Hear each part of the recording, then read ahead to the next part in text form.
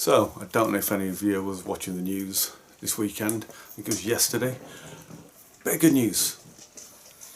Breaking news, in fact, yesterday was that in Turkey there was a deal signed between Russia and Ukraine to allow the grain shipments to start again.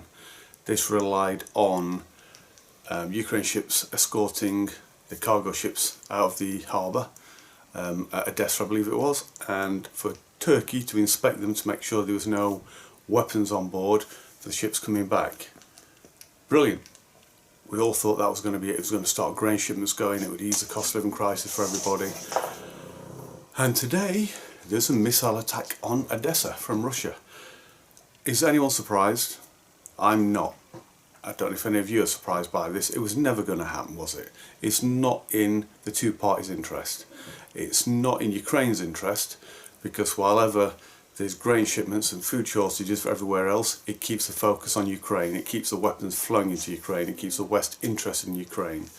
And from Russia's point of view, they don't want the world to be stabilised while they're having this situation going off. They want instability in the world. They want to put pressure on us. They want us to cave in and stop supporting Ukraine so that they can go in and finish the job. So it was never going to happen, was it?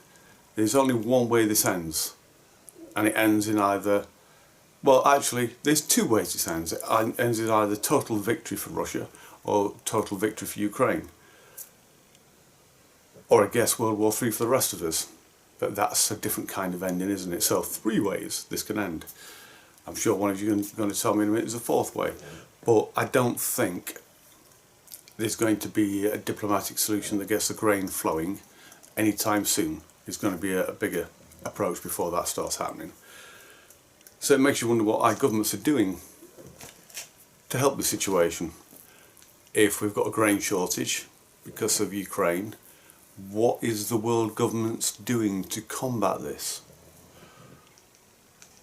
Well, in the Netherlands and in other EU states, it seems to be they wanted to shut down farms and shut down farmland.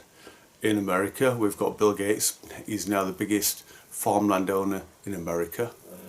And in, I think it's New Zealand, they're having problems with their grain as well.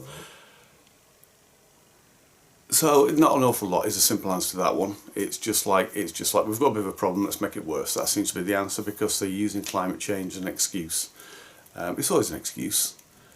It's a real issue, but governments use it as an excuse. It's just a cash cow. Climate change, give me your money.